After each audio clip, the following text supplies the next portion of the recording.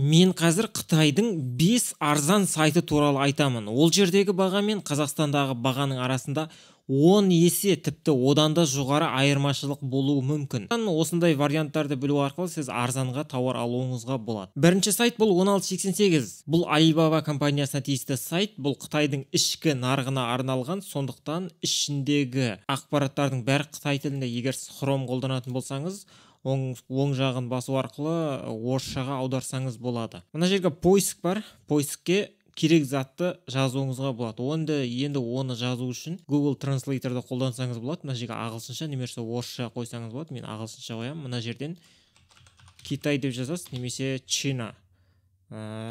Екеуінің біреуін таңдайсыз. Мен мынаны таңдаймын. Мысалға құлаққап деп жаздым. Көшіріп аламыз. 1688-ге қоямыз. Әрі қарай бізде міне осындай нәтижелер шығады. Бұл құлаққаптар бағасын көрсеңіз болады. Юанмен көрсетілген. Енді юанның курсы бізде 64 теңге деп тұр. Содан кейін осы бойынша мына жерге жазып есептеп көрсеңіз болады. Нәтижесі мына жерде тұр. Немесе мына жердегі сайттағы картинг таңдайтын бар. Картингісін осы жерге жүктеу арқылы іздеуге болады. Екінші сайт бұл Alibaba деп аталады. Бұл сайттан да тауар алуға болады. Екеуі де Alibaba компаниясына тиісті. Жаңа 1688 деп тұрғанымен негізі Alibaba деген сол 1688 деген санды білдіреді. Мына жерде бұдан айырмашылығы бұл сыртқы нарыққа да арналған. Бұл жерден поискке ағылшынша жазып іздесеңіз болады, немесе фото бойынша жазуыңызға болады, іздеуге болады. Сол арқылы әртүрлі тауарларды алуға болады. Бұл сайттар туралы айтып жатырғаныммен сіз тікелей бұлардан зат алдыра алмайсыз. Оны қалай істеуге болатынын мен қазір көрсетемін. Бұл жағынан мен де енді өзіме бірдеңелер алдырып көргем, соны қалай істегенімді көрсетемін. Келесі сайт бұл енді көпшілігі білетін бұл AliExpress. Бұл да Alibaba компаниясына тиісті, бірақ бұдан алу өте оңай. Кез келген адам заказ бере алады. Ешқандай поставщиксіз тапсырыс беруге болады. Дегенмен бұның басқаларынан айырмашылығы AliExpress арқылы кез келген адам тауар сата алады. Ол үшін Қытайда тұру не обязательно. Немесе мына тауарды мысалға сатып отырған адам бұл Қытайда отыр деген сөз емес. Бұл Европаның бір мемлекетінде немесе басқа материкте отырған болуы мүмкін. Әрине жаңағы айтқан Alibaba сайтына да олай шығару мүмкін. Дегенмен AliExpress сондай площадка. Бұл жерде тіпті продавец ретінде тіркеліп, сізде өзіңіздің затыңызды сатсаңыз болады. Сондай функциясы бар. Және бұл жерде сапасы нашар тауарларда болуы мүмкін. Заказ берген кезде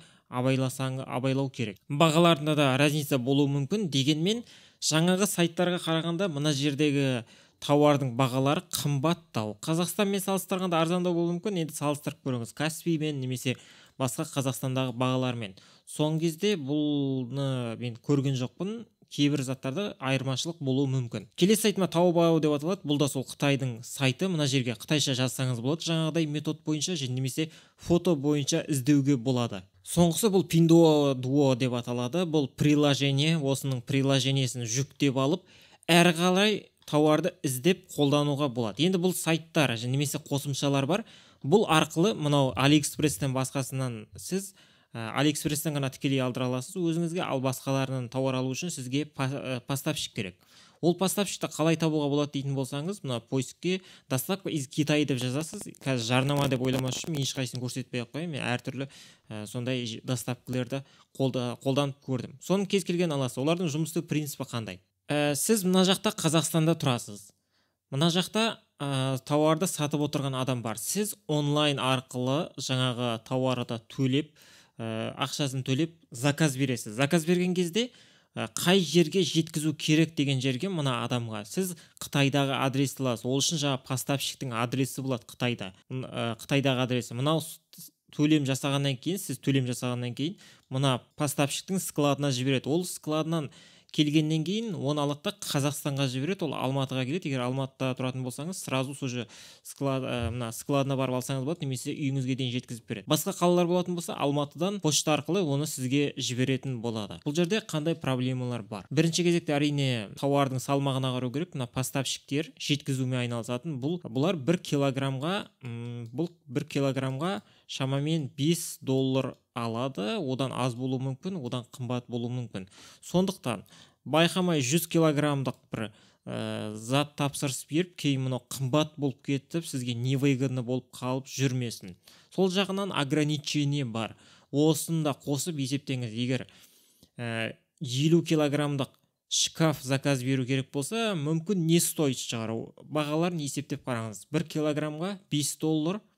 Ол мына жердегі мына жерге келгендеге дейін, мына жақтан мына жаққа жеткізгенге дейін де Қазпоштаға бұлар ақша төлейді, онда сізден алу мүмкін. Сондықтан осында есептеу керек. Егер салмағы ауыр емес болса, мысалға там 0,5 немесе салмағы ауыр болғанның өзінде выгодны болатын болса, сізге онда тапсырыс берсеңіз болады.